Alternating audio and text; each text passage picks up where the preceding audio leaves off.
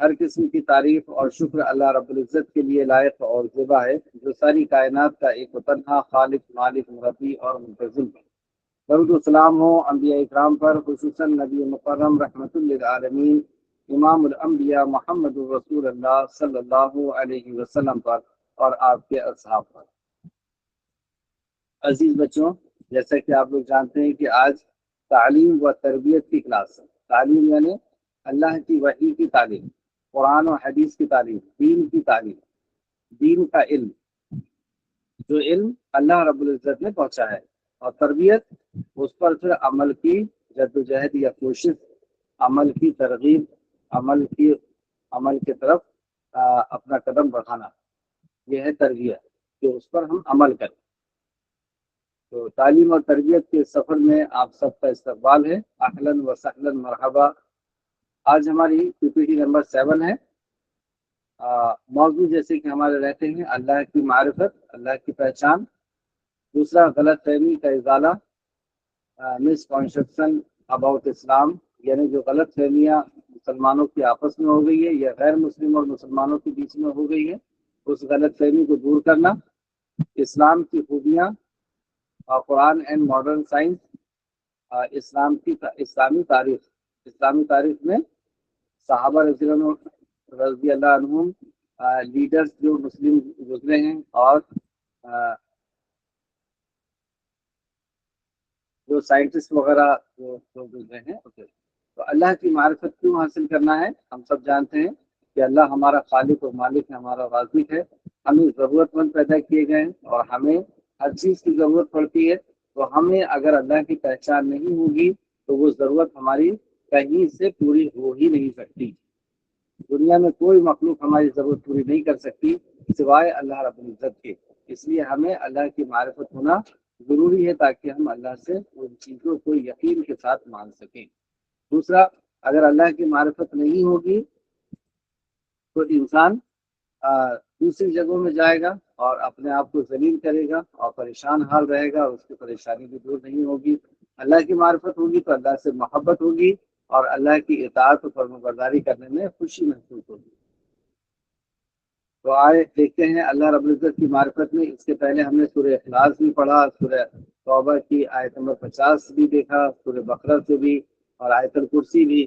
آج ہم دیکھتے ہیں کہ وہ لوگ جو اللہ کو مانتے ہیں لیکن اللہ کے ساتھ دوسروں کو بھی اللہ کا شریک ٹھہراتے ہیں، اسی کو مشرک کہتے ہیں، اور جو سب سے بڑا گناہ ہے، سب سے بڑا جرم ہے۔ جبکہ ان کا ماننا ہے کہ زمین و آسمان کا بنانے والا اللہ ہے، جیسے کہ اللہ سبحانہ تعالیٰ نے فرمایا سورہ ملک آیت نمبر 67 کے اندر، سورہ ملک آیت نمبر 33 کے اندر، اعوذ باللہ من الشیطان الرجیم، بسم اللہ الرحمن الرحیم، قل هو الذی انشاءکم وجعل لکم السمع والابصار والافئدۃ قلیلا ما تشکرون۔ کہہ دیجئے کہ وہ اللہ ہی ہے جس نے تمہیں پیدا کیا اور تمہارا کان، آنکھ اور دل پیدا کیا، لیکن تم کم ہی شکر ادا کرتے ہو۔ اب دیکھیں، کسی بھی انسان سے اگر یہ پوچھیں کہ تمہیں کس نے پیدا کیا، پھر تمہیں کان، آنکھ اور دل کس نے کیا، اور تو یہی کہے گا کہ اللہ نے دیا ہے، لیکن ہم اس کا شکر ادا نہیں کرتے۔ شکر ادا نہیں کرنے سے کیا مراد ہے؟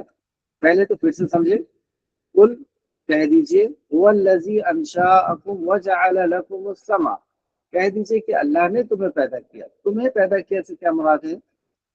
جیسے کہ ابھی میرا یہاں پہ اگر انتقال ہو گیا تو آپ کیا کہیں گے کہ سر چلے گئے، سر کا انتقال ہو گیا، سر اللہ کے پاس چلے گئے، اور یہ ان کی باڈی ہے، یہ ان کا جسم ہے، یہ ان کی میت ہے۔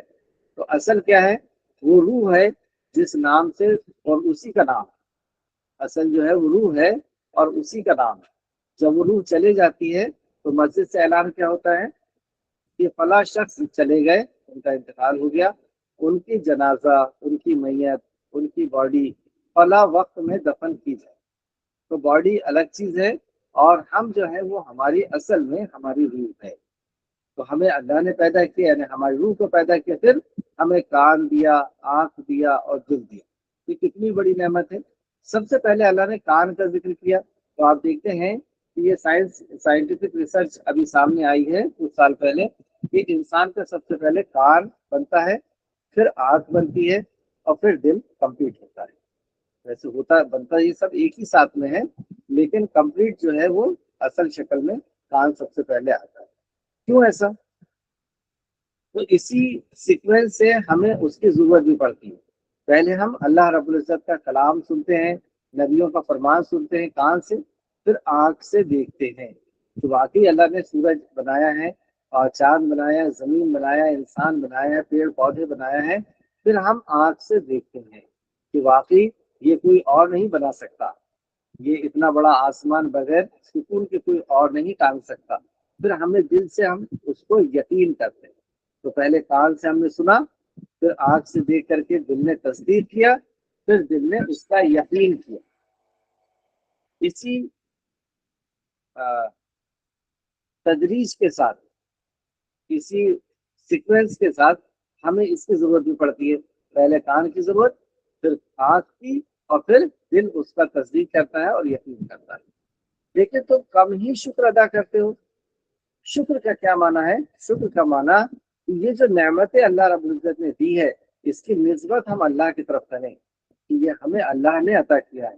دنیا کی جو بھی چیزیں ہیں وہ اللہ نے عطا کیا ہے۔ اگر ہم شکر کریں گے تو کیا ہوگا؟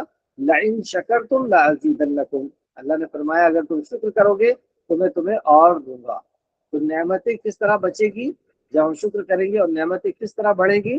جب ہم اس کی نسبت اللہ کی طرف کریں گے۔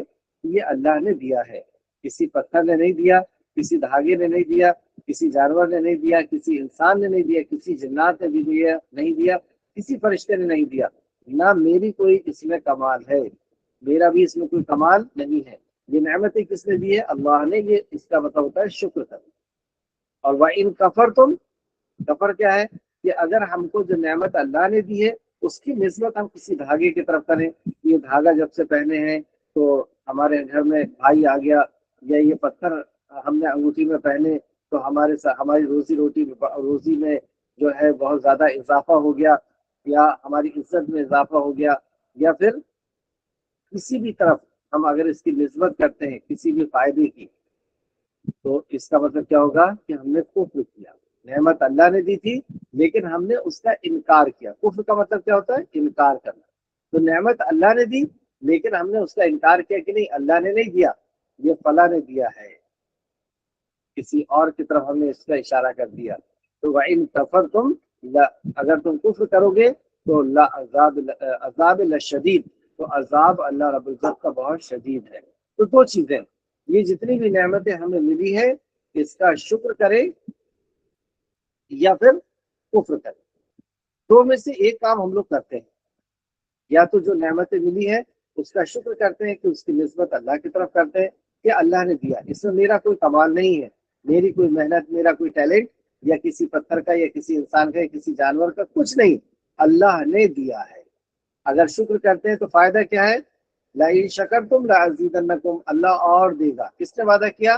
جس نے دیا ہے اسی نے وعدہ کیا، ساری کائنات کے خالق اور مالک نے وعدہ کیا کہ میں اور دوں گا۔ وَإِن كَفَرْتُمْ، اور اگر کفر کیا تو اس کا عذاب سخت ہوگا۔ تو ہم جو بھی ہمیں نعمت ملی ہے یا تو ہم اس کا شکر ادا کر رہے ہیں اور اللہ کی نعمتیں اور بڑھے گی، یا پھر ہم کفر کر رہے ہیں یعنی انکار کر رہے ہیں، اس کی نسبت کسی اور کی طرف کر رہے ہیں، تو اس کا عذاب ہوگا۔ ایک طرف نعمت بڑھے گی، دوسری طرف عذاب ہوگا۔ کیا چاہیے؟ سچ بولیں، سچ پہ ہم قائم رہیں۔ یہ کان، آنکھ، دل تو اللہ ہی نے دیا ہے، یہ سورج، چاند، زمین اور آسمان تو اللہ ہی نے دیا ہے۔ کوئی انسان دے سکتا ہے؟ کوئی جانور دے سکتا ہے؟ کوئی جنات دے سکتا ہے؟ کوئی نہیں دے سکتا۔ یہ جتنی بھی نعمتیں ہیں، ایک گھاس کے تنکے سے لے کر کے بلند آسمان تک، چیوٹی سے لے کر کے ہاتھی تک، اور ہوا، پانی، کھانا، یہ ساری نعمتیں اللہ سبحانہ وتعالیٰ کی ہے۔ تو اللہ کی نعمت کا نسبت اللہ ہی کی طرف کرنا چاہیے۔ جیسے کہ اس کے پہلے ایک آیت گزری، دیکھیں اللہ رب العزت نے اس آیت میں کیا فرمایا؟ سورہ زمر آیت نمبر 38، اگر آپ ان سے پوچھیں کہ آسمان و زمین کو کس نے پیدا کیا تو وہ یقیناً یہی جواب دیں گے کہ اللہ نے۔ آپ ان سے کہیں کہ اچھا یہ تو بتاؤ، جنہیں تم اللہ کے سوا پکارتے ہو، یعنی جن کو تم دعا کرتے ہو اللہ کے سوا پکارتے ہو، اگر اللہ تعالیٰ مجھے نقصان پہنچانا چاہے تو کیا یہ اس کے نقصان کو ہٹا سکتے ہیں؟ اللہ اگر کوئی نقصان پہنچانا چاہ رہا ہے تو کیا یہ ہٹا سکتے ہیں؟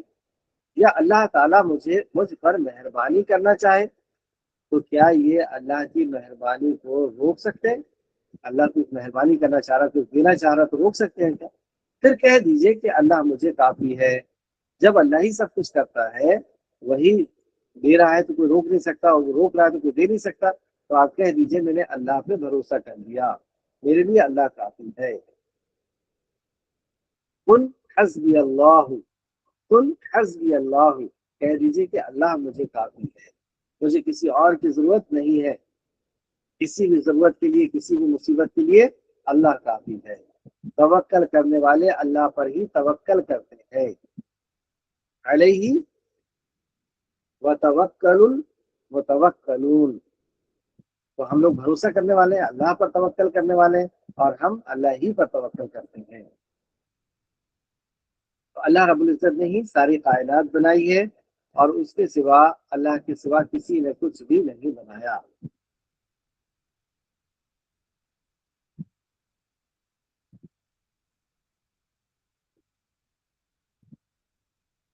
دیکھیں اب اللہ نے چیلنج کیا، سورہ لقمان آیت نمبر 11، ھذا خلق اللہ، یہ ہے اللہ کی مخلوق، ھذا خلق اللہ، یہ ہے اللہ کی مخلوق۔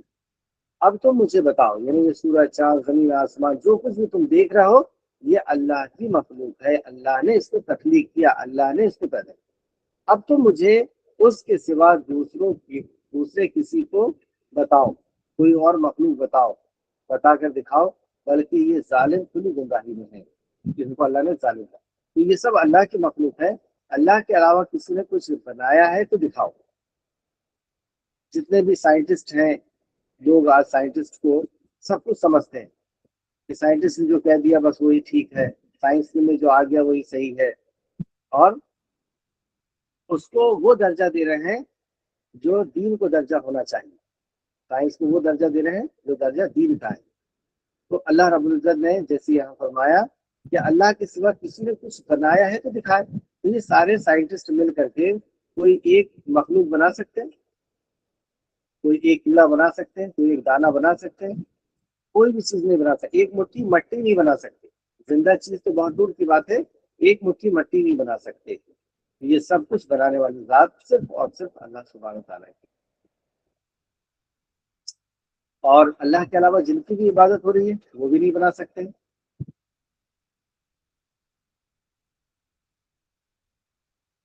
ایک مکھی بھی نہیں بنا سکتے، اللہ نے کہا،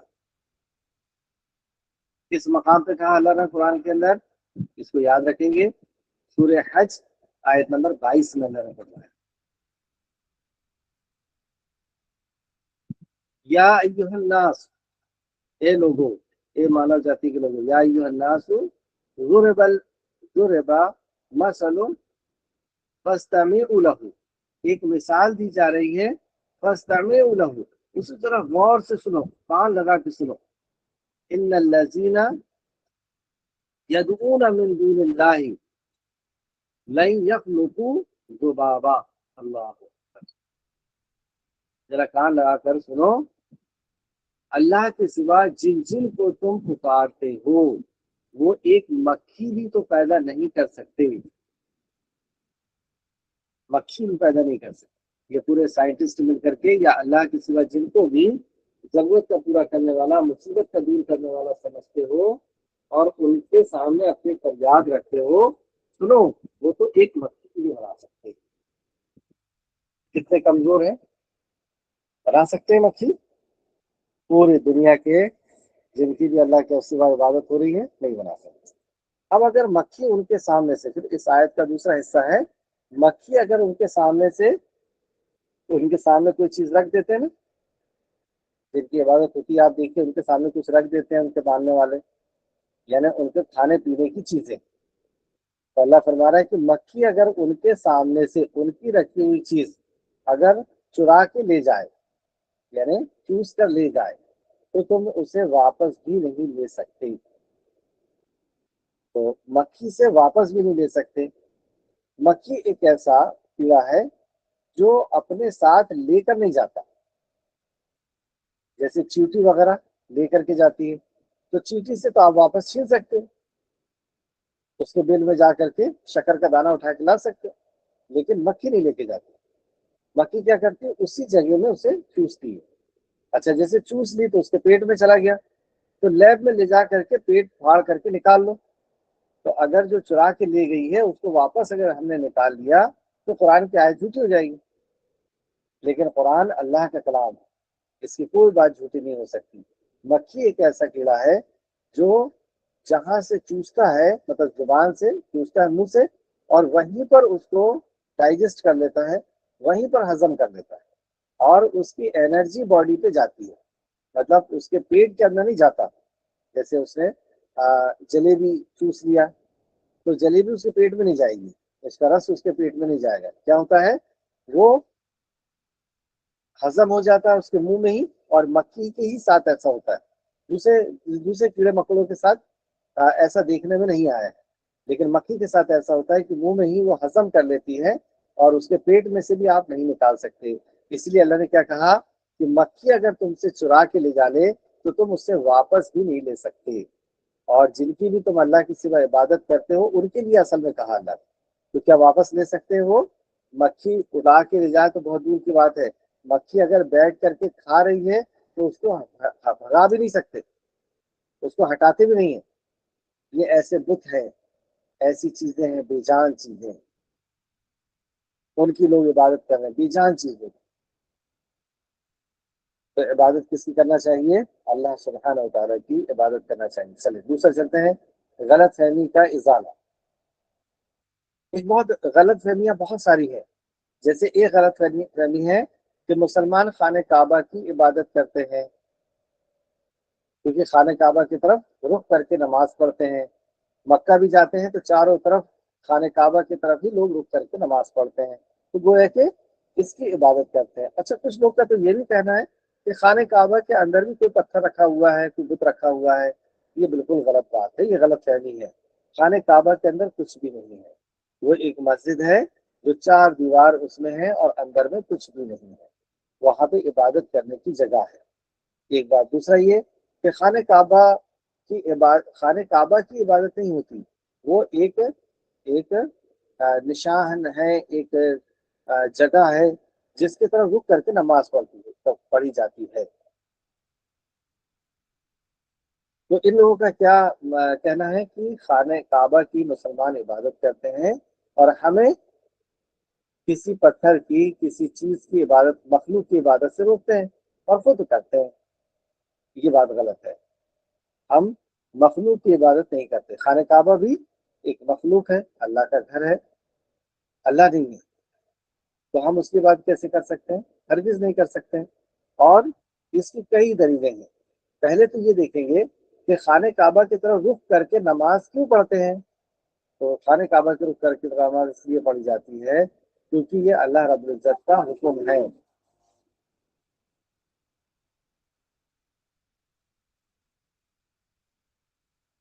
تو جب بھی ہمارا وقت ہوتا ہے نماز کا، ہم خانہ کعبہ کی طرف رخ کر کے نماز پڑھ لیتے ہیں. کیوں؟ یہ اللہ نے حکم دیا. ہم آپ کے چہرے کو، نبی صلی اللہ علیہ وسلم سے فرمایا اللہ رب العزت نے سورہ بقرہ آیت نمبر 2. اور اس آیت میں ایک سوال ہے، ذرا غور سے سنیں گے تو بات سمجھ میں آئے گی. آپ کہہ دیجئے، ہم آپ کے چہرے کو بار بار آسمان کی طرف اٹھتا ہوا دیکھ رہے ہیں. نبی صلی اللہ علیہ وسلم کا چہرہ بار بار آسمان کی طرف اٹھ رہا ہے، اور اللہ نے کہا کہ ہم دیکھ رہے ہیں آپ کا چہرہ اٹھنا. یعنی آپ کے دل میں کیا ہے اور کیا خواہش لے کر کے آپ اللہ آسمان کی طرف دیکھ رہے ہیں. اور آسمان کی طرف کیوں دیکھ رہے ہیں؟ کیونکہ آسمانوں کے اوپر، عرش کے اوپر اللہ رب العزت اپنی شان کے مطابق ہے. اس لیے کدھر دیکھ رہے ہیں؟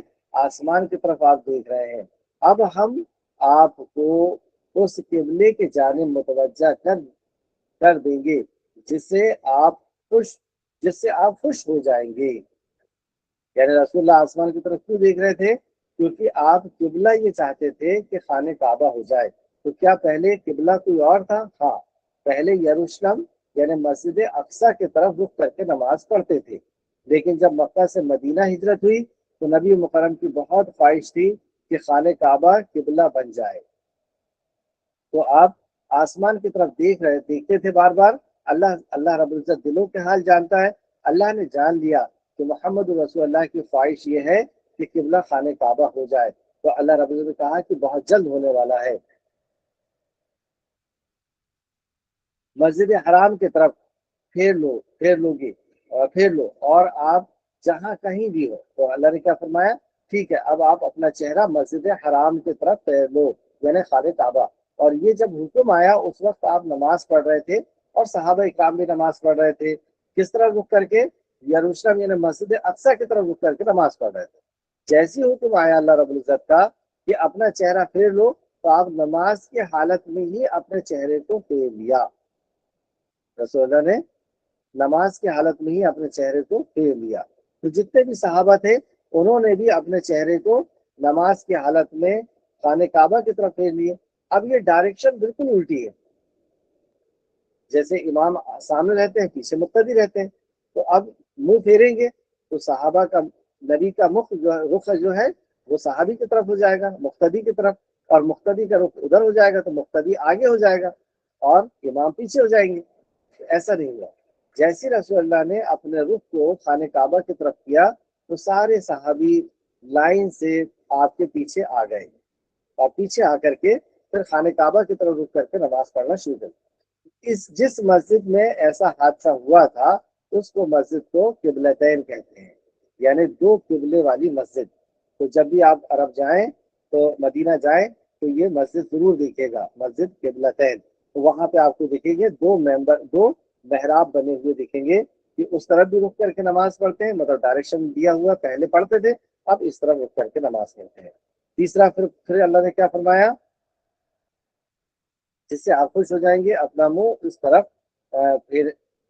اچھا، جہاں کہیں بھی آپ رہیں، دنیا کے کسی بھی کونے میں آپ رہیں، آپ اپنا چہرہ کس طرف کر کے نماز پڑھیں گے؟ مسجد خانہ کعبہ کی طرف. پہلے کتاب کو اس بات کی کا اللہ ہی کے طرف سے برحق ہے.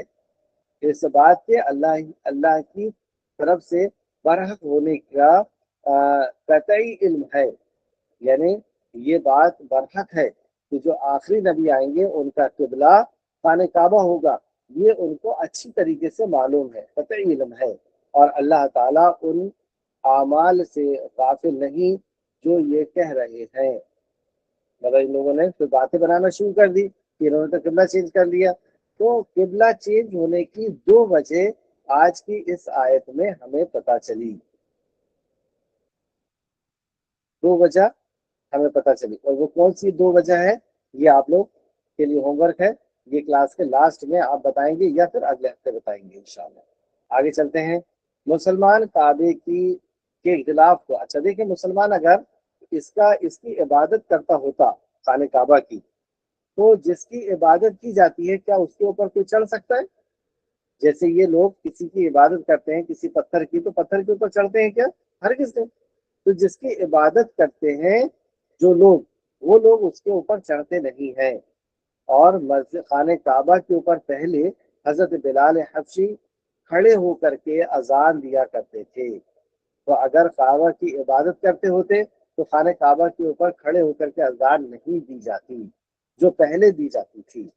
پھر ابھی تو لاؤڈ اسپیکر وغیرہ بن گئے ہیں تو اس پہ اذان دی جاتی ہے. دوسرا، خانہ کعبہ کے غلاف کو ہر سال چینج کیا جاتا ہے. ہر سال حج کے وقت میں اس کو چینج کیا جاتا ہے. تو اگر خانہ کعبہ کی عبادت خانہ کعبہ کی عبادت کرتے ہوتے تو کوئی اس کے اوپر چڑھ سکتا تھا؟ ہرگز نہیں چڑھ سکتا تھا. تو یہ اس بات کی دلیل ہے کہ ہم اس کی عبادت نہیں کرتے ہیں، کیونکہ ہم اس کے اوپر چڑھ کر اذان بھی دیتے ہیں اور غلاف بھی چینج کرتے ہیں.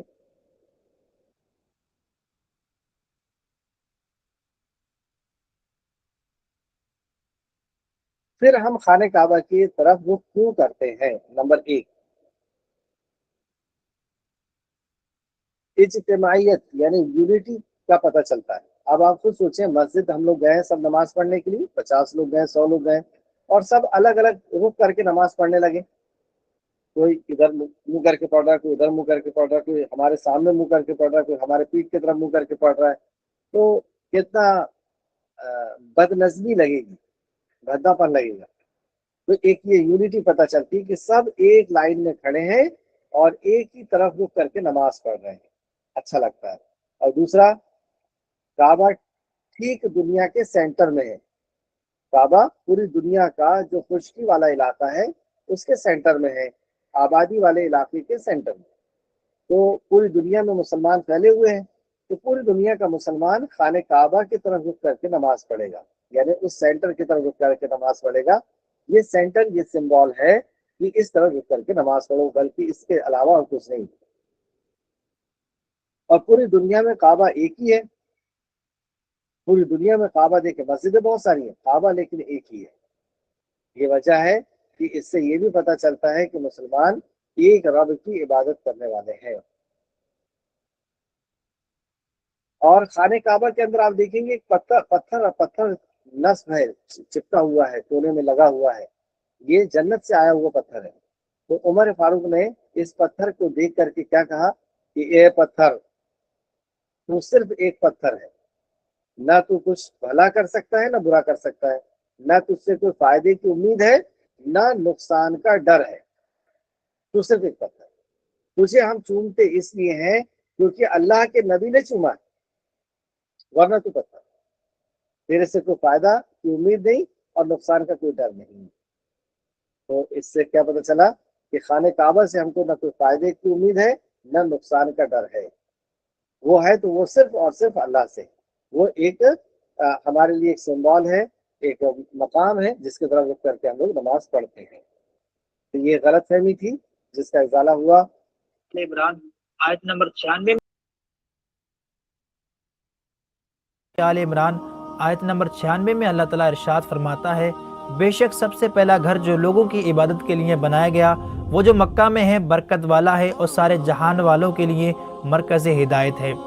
ناظرین، سائنسی حقائق یہ بتاتے ہیں کہ مکہ، جسے قرآن میں بقہ بھی کہا گیا اور جہاں مسلمان حج اور عمرہ ادا کرتے ہیں، زمین پر مارز وجود میں آنے والا خشکی کا پہلا ٹکڑا تھا۔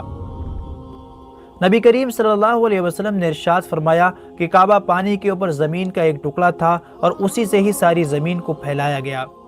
ناظرین، تمام سائنسی پیمانوں اور پیمائشوں کے مطابق خانہ کعبہ بلا شک و شبہ زمین کا مرکز ہے۔ ناظرین، اگر آپ ورلڈ میپ دیکھیں تو خانہ کعبہ آپ کو بالکل سینٹر میں نظر آئے گا، اور یہ وہ مقدس مقام ہے جو زمین کے بالکل سینٹر میں موجود ہے۔ پروفیسر حسین کمال الدین ریاض یونیورسٹی میں انجینئرنگ کے پروفیسر تھے۔ انہوں نے اپنی بے مثال تحقیق کے بعد اس بات کا انکشاف کیا کہ کعبہ زمین کا مرکز یعنی سینٹر ہے۔ انہیں اس حقیقت کا پتہ اس وقت چلا جب وہ دنیا کے بڑے شہروں میں خانہ کعبہ کی ڈائریکشن معلوم کرنے کے کام پہ لگے ہوئے تھے۔ انہوں نے جدید ٹیکنالوجی، کمپیوٹرز اور سافٹ ویئر کا استعمال کیا اور آخرکار 2 سال کی محنت کے بعد اپنی نئی تحقیق کا خوشی کے ساتھ اعلان کرتے ہوئے کہا کہ مکہ زمین کا مرکز یعنی سینٹر ہے۔ معزز سامعین، 20ویں صدی کی آخری دہائی میں زمین اور زمین کی تہہ کی خصوصیات جاننے اور نقشے کی جانکاری کے لیے سیٹلائٹ سے حاصل کی گئی تصاویر سے یہ بات سامنے آئی کہ مکہ المکرمہ زمین کے سینٹر میں واقع ہے۔ ناظرین، خانہ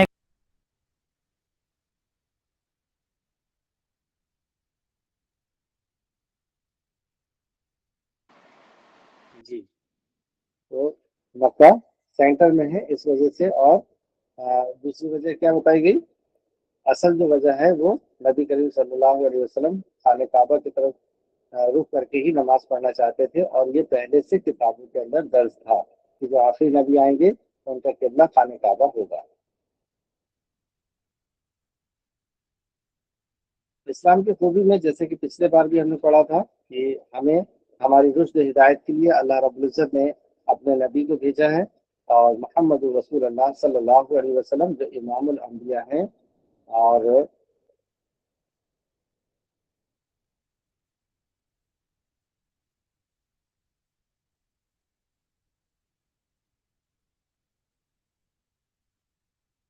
نبی کریم صلی اللہ علیہ وسلم کی سیرت آپ سبھی نے پڑھا ہے، تو سیرت نہیں بتاؤں گا میں، سیرت سے ہم کو کیا سیکھنے کو ملا اس پہ ہم لوگ غور کریں گے، کیونکہ ہمارے پاس وقت کم ہے، صرف 10 منٹ بچا ہوا ہے ہماری کلاس کو، تو 10 یا 15 منٹ کے اندر ہم سیرت سے ہم نے کیا سیکھا اس پہ ہم لوگ غور کرتے ہیں۔ نبی کریم صلی اللہ علیہ وسلم کی جب ولادت ہوئی اس وقت آپ یتیم تھے، یعنی آپ کی ولادت کے پہلے ہی آپ کے ابو عبداللہ کا انتقال ہو گیا تھا۔ تو اللہ رب العزت نے اپنے سارے اپنے نبی کو اس گھر میں مبعوث فرمایا اور اس کا بیٹا بنایا، اس گھر میں مبعوث فرمایا جو یتیم کا گھر ہے۔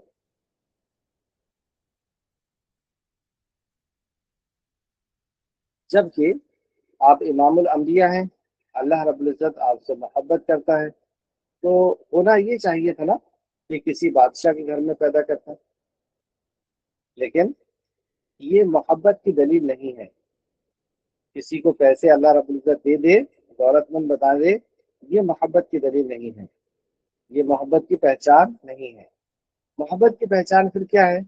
اللہ رب العزت جس سے پسند کرتا ہے، جس سے محبت کرتا ہے، اس کو دین کی سمجھ دیتا ہے، اس کو دین کا علم دیتا ہے۔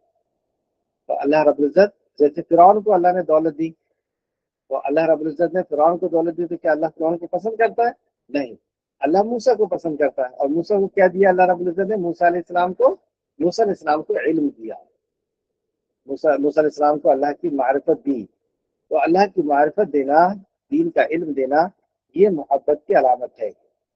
دوسری بات، آپ صلی اللہ علیہ وسلم کی جب ولادت ہوئی تو اس ٹائم میں آپ کا ابو نہیں تھے، تو دادا نے آپ کو لے کر کے گئے خانہ کعبہ، اور خانہ کعبہ کے غلاف پکڑ کر کے خوب دعا کیے نبی کریم صلی اللہ علیہ وسلم کے لیے، اور مکہ کے رواج کے مطابق 7ویں دن آپ کا عقیقہ ہوا، یعنی جانور ذبح ہوئے اور لوگوں کو دعوت دی گئی۔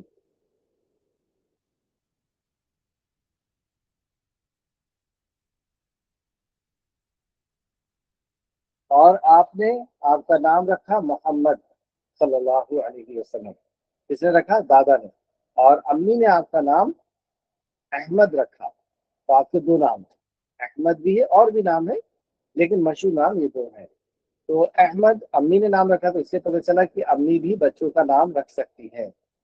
اس کے بعد عرب کا ایک دستور تھا کہ وہ عرب سے، کیونکہ وہ شہر تھا، مکہ شہر تھا، تو مکہ کا یہ دستور تھا کہ بچوں کو گاؤں تربیت کے لیے پہنچایا جاتا تھا۔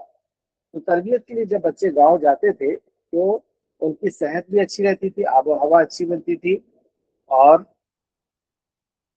وہاں کی لینگویج بھی اچھی ہوتی تھی، یعنی اچھی عربی بولتے تھے، وہ شدھ عربی بولتے تھے۔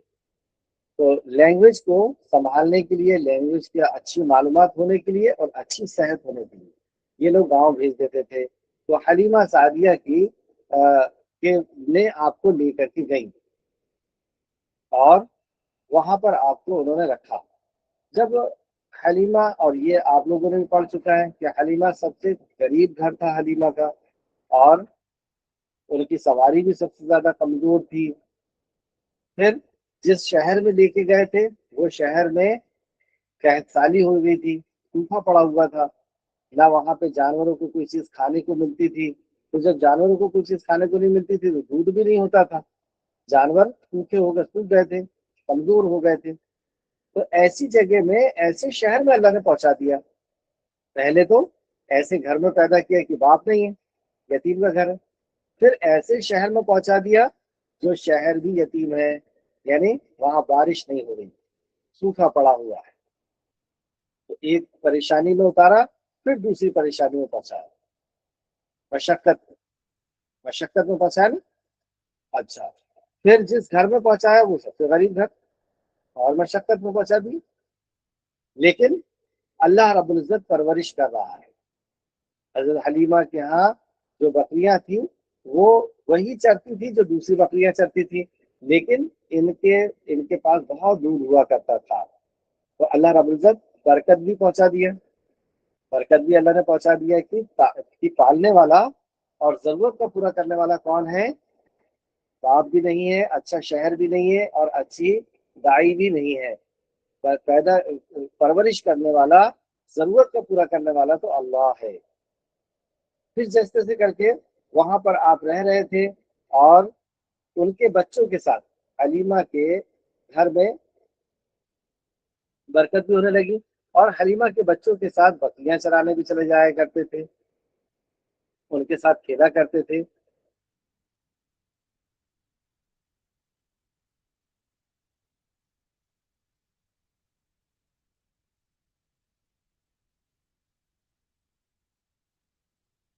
تو وہاں پر شک کے پہلے تو 6 مہینے کے ایگریمنٹ میں حضرت حلیمہ نے لے کر گئی تھی۔ 6 مہینے کے بعد جب انہوں نے واپس لے کر کے آئے، نہیں 1 سال کا ایگریمنٹ تھا، 1 سال کے بعد جب واپس، بیچ میں ان کو 6 مہینے میں دکھانے آنا پڑتا تھا کہ آپ کا بچہ اچھا ہے، تندرست ہے، تو دیکھ کر کے پھر وہ واپس لے کے چلے جاتی۔ جب 1 سال ہو گیا تو وہاں پہ ایک بیماری پھیلی ہوئی تھی، تو حضرت حلیمہ نے یہ کہا کہ یہ بچی کو میں لے کے جانا چاہتی ہوں کیونکہ یہاں پہ بیماری پھیلی ہوئی ہے۔ تو آپ کی امی نے کہا کہ ٹھیک ہے، اس بچے کو آپ لے کر کے جائیں اور اس کے اچھی طریقے سے تربیت کریں۔ کیا پتہ چلا کہ حلیمہ انہیں چھوڑنا نہیں چاہتی تھی محمد رسول اللہ کو۔ کیوں نہیں چھوڑنا چاہتی تھی؟ اس لیے کیونکہ ان کے آنے سے آپ کے یہاں بہت خیر و برکت ہوئی تھی۔ حضرت حلیمہ کا بچہ جو تھا وہ بھوک کی وجہ سے رات بھر روتا تھا، پورا گھر رات بھر جاگتا تھا، لیکن جب سے رسول اللہ پہنچے تھے ایسی برکتیں ہوئی کہ وہ پیٹ بھر کر کے دودھ پیتا تھا اور آرام سے سوتا تھا، اور سارے گھر کے لوگ آرام سے سوتے تھے۔ تو یہ خیر و برکت دے کر کے حلیمہ یہ چاہتی تھی یہ بچہ میرے ساتھ چلا جائے۔ پھر اس کے بعد کیا ہوا کہ حلیمہ کے بچوں کے ساتھ جب آپ کھیلنے جایا کرتے تھے، بکریاں چرانے جایا کرتے تھے، تو وہاں پہ شک کے صدر کا واقعہ پیش آیا، یعنی جبریل امین آئے، سینہ مبارک چاک کیا جانا، جیسے کہ حدیث سے ہمیں پتہ چلتا ہے، مسلم شریف کی حدیث ہے، حدیث نمبر 162۔ انس بن مالک رضی اللہ عنہ کا بیان ہے کہ جبرائیل علیہ السلام تشریف لائے،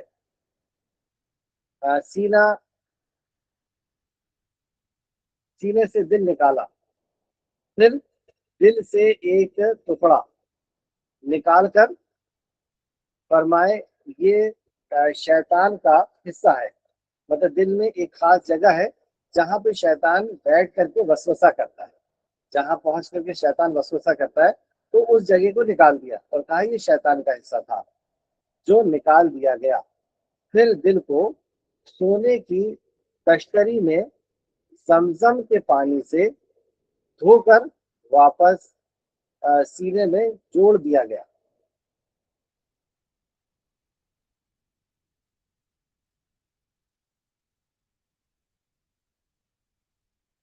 اور جیسے کہ راوی فرماتے ہیں انس رضی اللہ عنہ کہ جب سینے میں رکھ کر کے اور پھر سے اس کو جوڑ دیا گیا اور سینے کو سل دیا گیا تو وہ نشان بھی نظر آ رہے تھے۔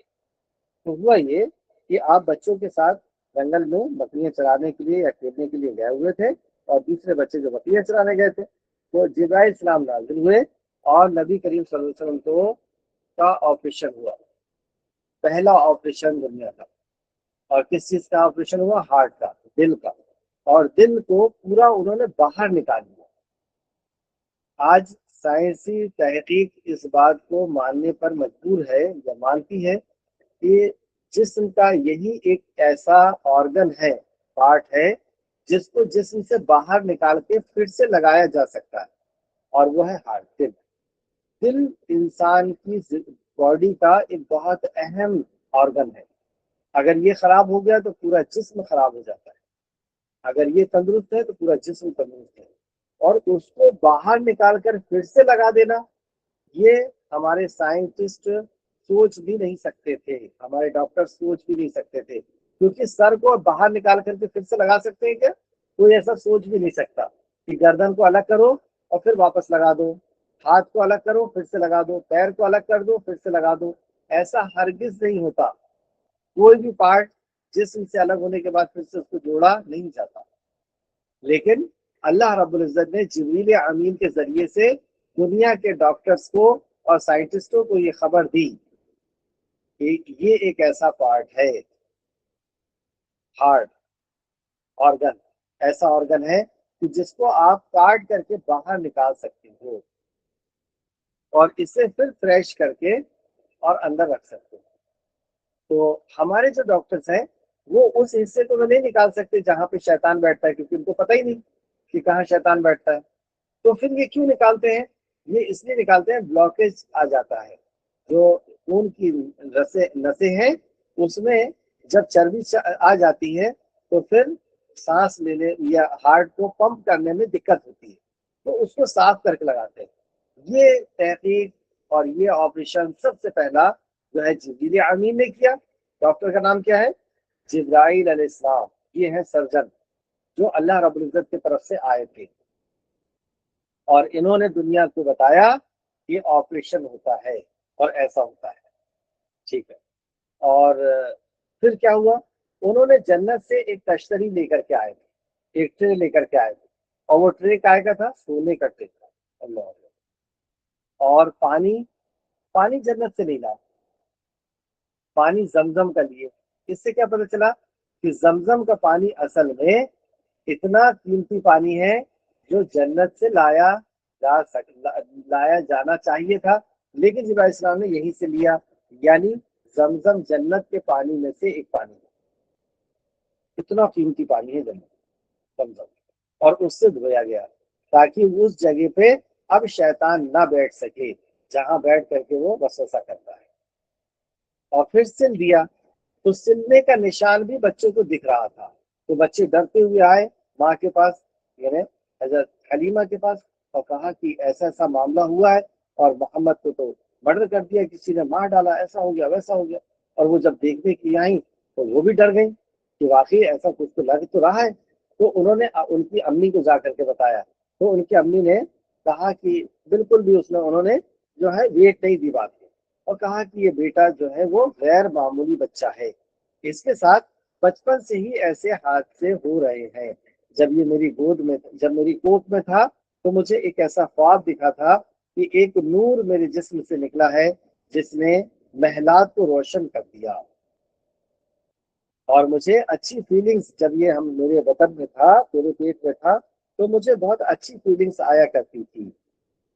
اور اس طریقے سے میرے ساتھ حادثات، یہ بچپن سے ہی حادثات ہو رہے ہیں، یہ بچہ معمولی نہیں ہے، آپ ڈریے نہیں۔ اور پھر نبی کریم صلی اللہ علیہ وسلم آپ کے امی کے پاس رہنے لگے۔ کچھ ہی دن میں امی کا بھی انتقال ہو گیا، 2 سال کے اندر ہی آپ کے نانا کے ہاں، نبی کریم صلی اللہ علیہ وسلم نانا کہاں رہتے تھے؟ مدینہ میں رہتے تھے، تو نانا کے ہاں ننیحال میں، جیسے آپ لوگ چھٹیوں میں جاتے ہیں نا، ایسے نبی کریم صلی اللہ علیہ وسلم کو لے کر کے حضرت آپ کی امی نے لے کر کے گئی، اور وہاں سے جب لوٹ رہے تھے تو راستے میں نبی کریم صلی اللہ علیہ وسلم کے ابو کی قبر تھی، تو قبر کو دیکھ کر کے آپ کی امی کو آپ کے ابو کی یاد آئی، تو وہ بہت رونے لگی، وہیں ان کی طبیعت خراب ہو گئی، اور کچھ ہی دوری پر ان کا انتقال بھی ہو گیا۔ تو ان کی جو ساتھ میں گئی تھی جو خاتون، وہ یہ سوچنے لگی کہ اس یتیم بچے کو میں کہاں لے جاؤں، اس کا نہ بھائی ہے، نہ اس کی بہن ہے، نہ اس بچے کی ماں ہے، نہ اس بچے کا باپ ہے، اب میں اس کو ننیحال لے جاؤں یا ددیال لے جاؤں؟ وہ سوچ رہی تھی، پریشان ہو رہی تھی۔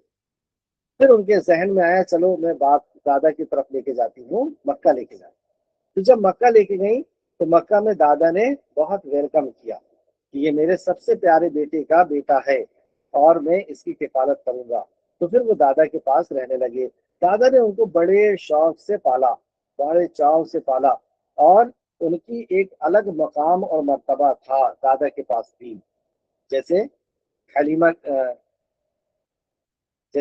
دائی حلیمہ کے پاس بہت مقام تھا، ایسے ہی ان کی خیر و برکت کو دیکھ کر کے ایسے ہی دادا سمجھ گئے تھے کہ یہ معمولی بچہ نہیں ہے، تو دادا کی سیٹ میں جا کر کے بیٹھا کرتے تھے، کیونکہ دادا سردار تھے، اور گاؤں کے جو مطلب قوم کے جو سردار ہوتے ہیں، قبیلے کے جو سردار ہوتے ہیں، ان کی الگ سیٹ ہوتی ہے، جیسے کلیکٹر کی ہوتی ہے نا، تو کلیکٹر کی سیٹ میں کوئی بھی جا کے بیٹھ سکتا ہے کیا؟ نہیں بیٹھ سکتا۔ اسی طریقے سے دادا کی سیٹ میں کوئی نہیں بیٹھ سکتا تھا کیونکہ وہ سردار تھے، لیکن نبی کریم صلی اللہ علیہ وسلم جا کے بیٹھتے تھے، اور جب دوسرے لوگ منع کرتے تھے کہ ہٹاؤ یہ بچے کو، تو دادا کہتے تھے نہیں، اسے رہنے دو، اس کی الگ شان ہے، اس بچے کی الگ شان ہے۔ دادا کے سامنے سامنے چلتے تھے تو لوگ بولتے تھے کہ پیچھے چلنا چاہیے سردار کے، تو لیکن دادا منع کرتے تھے، نہیں، اس بچے کی الگ شان ہے۔ آپ صلی اللہ علیہ وسلم بہت اچھا، دادا کے ہاں بھی جب رہتے تھے تو ایک دن دادا کے اونٹ چوری ہو گئے، تو نبی کا وسلم چھوٹے سے ہیں، 6-7 سال کے، 8 سال کے اندر ہی اندر کی بات ہے، اور وہ اونٹ ڈھونڈنے کے لیے نکل گئے۔ اب لوگ پہلے اونٹ ڈھونڈ رہے تھے، اب محمد رسول اللہ کو ڈھونڈ رہے ہیں، کہاں چلا گیا یہ بچہ، کہاں چلا گیا، کہاں چلا گیا، پورے مکہ میں ڈھونڈائی مچ گئی۔ پھر بعد میں شام میں ملے، تو پھر دادا نے پوچھا، بیٹا تم کہاں چلے گئے تھے؟ تو کہا آپ کے اونٹ کو ڈھونڈنے گیا تھا۔ کیا پتا چلا کہ نبی کریم صلی اللہ علیہ وسلم اتنے زیادہ گھر کی چیزوں کا خیال رکھنے والے تھے، لوگوں کے دکھ اور تکلیف کا خیال رکھنے والے تھے، ان کی ضرورتوں کا خیال رکھنے والے تھے، کہ دادا کا اونٹ چوری ہو گیا تو وہ اسے ڈھونڈنے نکل گئے۔ کتنے رحم دل تھے، اور کتنا ان کو احساس تھا کہ ہمارے گھر کی یہ پریشانی ہے، اس پریشانی کو مجھے بھی دور کرنا ہے، اس پریشانی کو مجھے بھی دور کرنا ہے۔ آپ کو کبھی ایسا ہوتا ہے کہ امی اکیلے کام کر رہی ہوں، وہ بڑی پریشان ہے، میں بھی کر لیتی ہوں کام، ابو اکیلے کام کر رہے ہیں، وہ پریشان ہے، میں بھی اس کام کر لیتا ہوں، دادا کا چشمہ گم گیا، میں ڈھونڈ کے دے دیتا ہوں۔ ہم گھر کے کام میں ہاتھ نہیں بٹاتے، لیکن ہم جس نبی کے ماننے والے ہیں، جو ہمارے لیے آئیڈیل ہیں، اور دنیا کے بڑے سائنٹسٹ نے یہ کہا کہ اگر دنیا میں کوئی شخصیت ایسی ہے جس کو کاپی کیا جائے تو وہ محمد ہے۔ کس نے کہا؟ پچھلی کلاس میں نے بتایا تھا، مائیکل ہارٹ نے۔ اور اللہ جو ساری کائنات کا خالق اور مالک ہے، اس نے فرمایا کہ تمہارے لیے بہترین اگر کوئی نمونہ ہے، آئیڈیل ہے، تو وہ محمد رسول اللہ صلی اللہ علیہ وسلم ہے۔ لیکن افسوس کہ ہم آپ صلی اللہ علیہ وسلم کی اتباع نہیں کر رہے، آئیڈیل نہیں بنا رہے۔ تو اب بنائیں گے انشاءاللہ، گھر کے کام میں ہم ہاتھ بٹائیں گے۔ اچھا، اس کے بعد کیا ہوا؟ آپ کی عمر صرف 8 سال ہوئی اور آپ کے دادا کا بھی انتقال ہو گیا۔ اب کیا حالت گزری ہوگی جب دادا کی قبر سے آئے، جب دادا کو دفنا کر کے لوٹ رہے تھے، اور دادا کی قبرستان میں، قبر میں مطلب جنازے میں پیچھے پیچھے چھوٹا سا بچہ جا رہا تھا جس کی عمر صرف 8 سال ہے۔ کیا حالت ہوئی ہوگی کہ اب میرا کیا ہوگا؟ میری امی بھی نہیں ہے، میرے ابو بھی نہیں ہے، میرے کوئی بھائی بھی نہیں ہے، میری بہن بھی نہیں ہے، اور دادا تھے، ان کا بھی انتقال ہو گیا، اب میں کس کے پاس رہوں گا؟ سوچتے سوچتے جا رہے ہوں گے، پھر وہاں سے لوٹ کر کے آئے، اب میرا کیا ہوگا؟ لیکن اللہ نے پھر احسان کیا اور ابو طالب کے دل میں بات ڈال دی، ابو طالب کو کے دل میں محبت ڈال دی، جس کی محمد رسول اللہ۔ تو ابو طالب کے دل میں جب محبت ڈلی، اور ایسی محبت ڈالی اللہ نے کہ ابو طالب پوری زندگی آپ سے بہت محبت کرتے تھے، اپنے بچوں سے بھی زیادہ آپ سے محبت کرتے تھے، علی سے بھی زیادہ محبت کرتے تھے، اپنے بچوں سے زیادہ محبت کرتے تھے، اور نبی صلی اللہ علیہ وسلم ان کے گھر میں رہنے لگے۔ تو وہاں پر بھی آپ بہت زیادہ، چلیں ایک اور واقعہ آپ کا بہت پیارا بتاتے ہیں۔ اب جب ان کے گھر گئے تو ابو طالب کے بہت سارے بچے تھے، جب کھانا نکلتا تو دسترخوان میں سارے کے سارے بچے ایک ساتھ ٹوٹ جاتے، اور فٹافٹ کھانا ہر طرف سے لے کر کے کھانے لگتے، چھین چھان کر کے چھین کے کھانے لگتے۔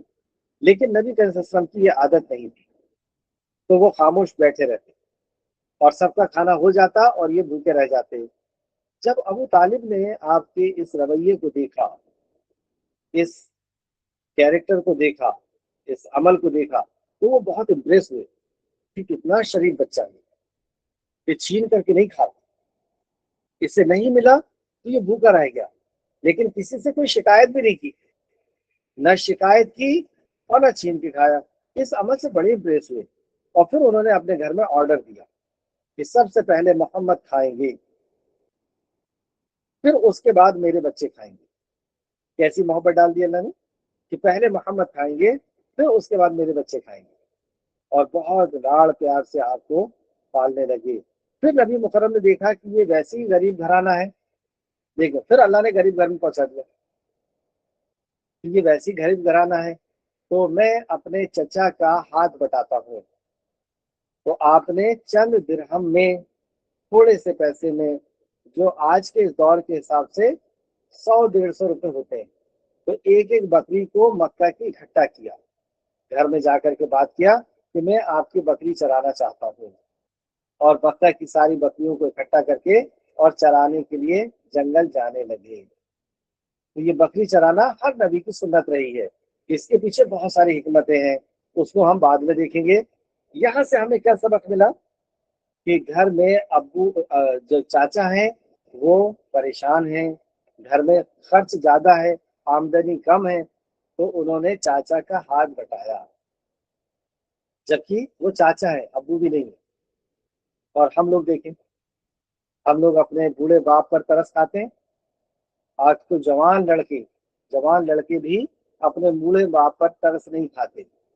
وہ اکیلا سامان لے کر کے آ رہا ہے, وہ اکیلا کما کے لا رہا ہے, لیکن ان کو شرم نہیں آتی کہ ہم ان کا ہاتھ بٹائیں.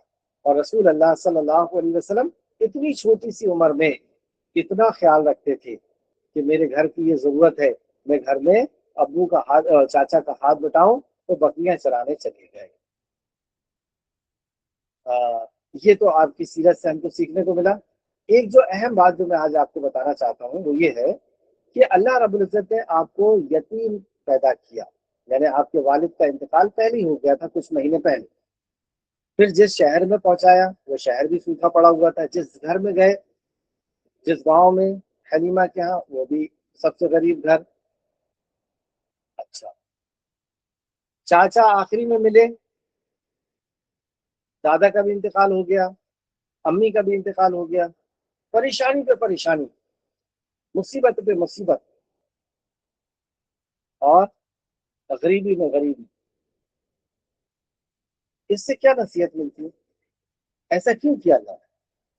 کئی بار آپ کے ساتھ بھی ایسا ہو سکتا ہے کہ آپ کے کسی عزیز کا انتقال ہو گیا. کئی بچے ایسے ہوں گے یہاں پہ کلاس میں جن کے ابو نہیں ہیں, کئی بچے ایسے بھی ہوں گے جن کے دادا نہیں ہیں, کئی بچے ایسے بھی ہوں گے جن کا کاروبار کمزور ہے, اچھا نہیں ہے, بہت اسٹرانگ نہیں ہے.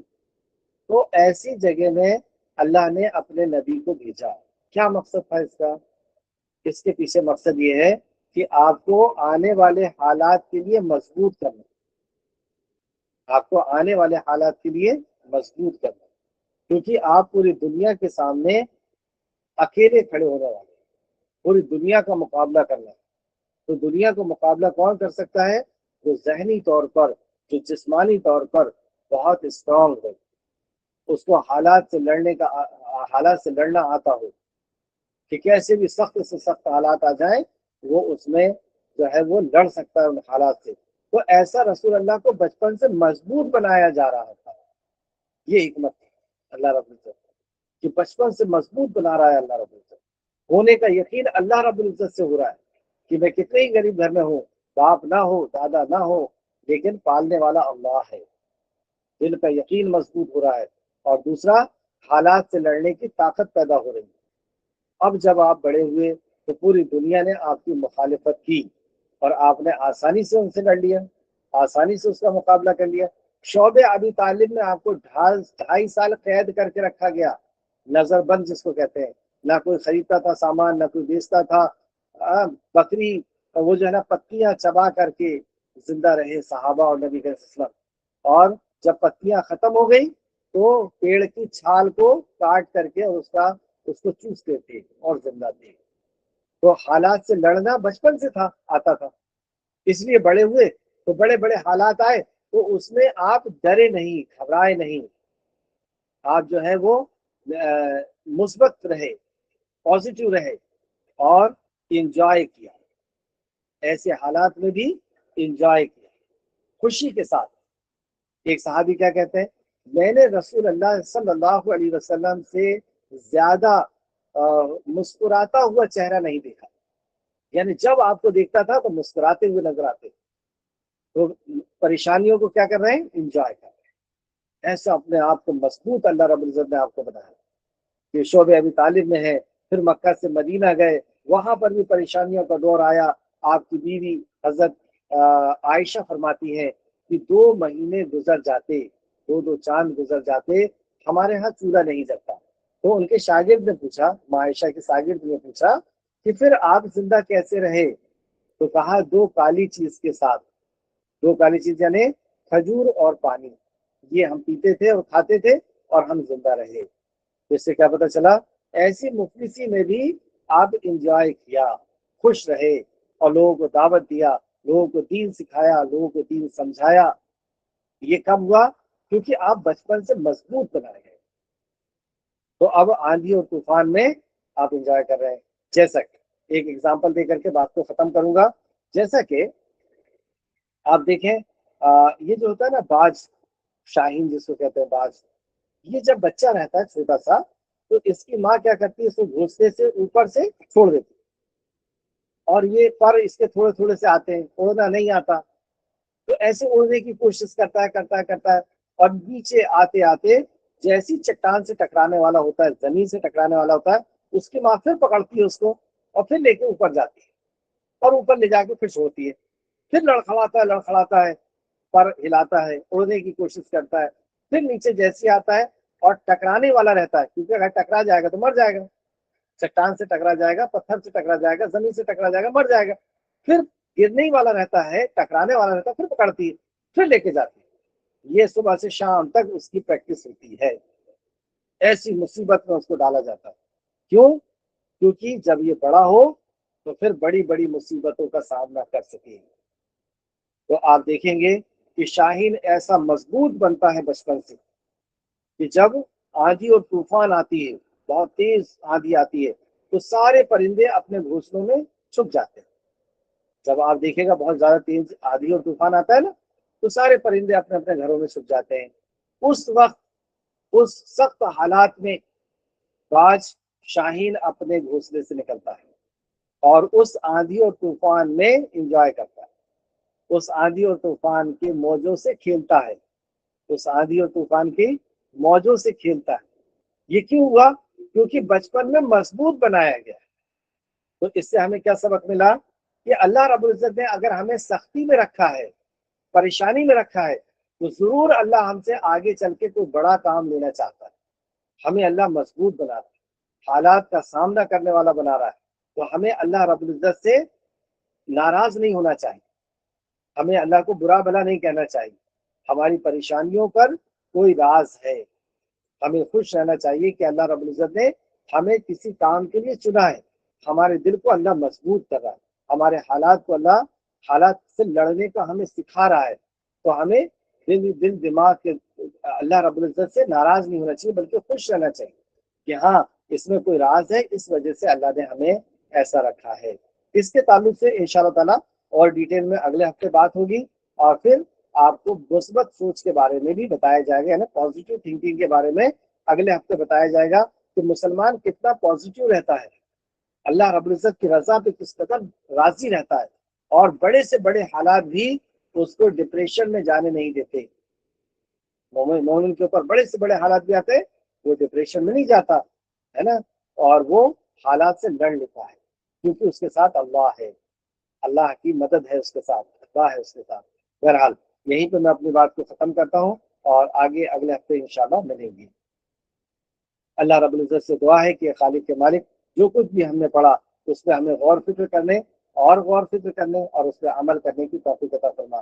تو ہم نے کیا پڑھا کہ نبی کریم صلی اللہ علیہ وسلم اپنے گھر والوں کا سپورٹ بنتے تھے، تو ہمیں بھی اپنے ابو کا سپورٹ بننا ہے، امی کا سپورٹ بننا ہے۔ نبی کریم صلی اللہ علیہ وسلم چھین کر نہیں کھاتے تھے، تو ہمیں بھی چھوٹے بھائی بہن سے چھین کر کے نہیں کھانا ہے، اگر انہوں نے کھا لیے تو ہمیں ضد نہیں کرنا ہے، رونا نہیں ہے، ہمیں خاموش رہنا ہے کہ ٹھیک ہے انہوں نے کھا لیا، اللہ مجھے بھی عطا کرے گا، تو ہمیں چھین کر کے نہیں کھانا ہے۔ اور امی کا، ابو کا، چاچا کا، دادا کا، ان کا خیال رکھنا ہے، ان کی کوئی چیز گم گئی ہمیں لا کر کے دینا ہے، ان کی کوئی ضرورت ہے وہ ضرورت ہمیں پوری کرنے کی کوشش کرنا ہے۔